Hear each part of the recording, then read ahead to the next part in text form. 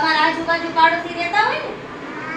તો આ તમે અગાઉ પહેલા મને તો ચિત્ર શેનું છે ને કયો હાલો મને ખબર ન હોય ને આ શેનું ચિત્ર દેખાય તમને નદીનું અને આ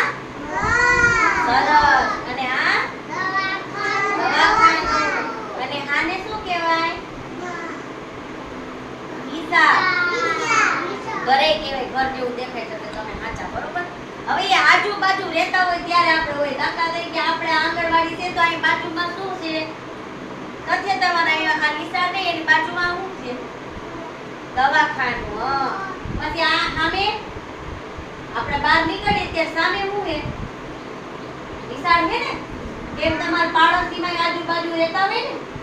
ને આજુબાજુ કોઈને અવેડો હોય કોઈને ચબૂતરો હોય કોઈ પાદેનું બસ સ્ટેશન હોય અલગ અલગ ઘરમાં અલગ અલગ વસ્તુ હોય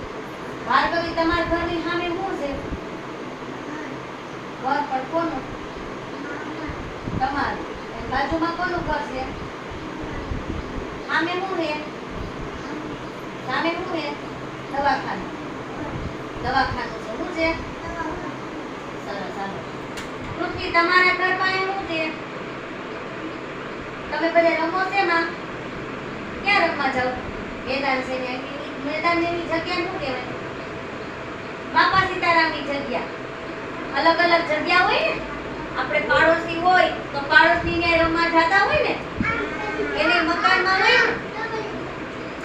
ને એ તથ્ય તમારા ઘર કાંઈ શું છે મકાન છે કેટલા માળના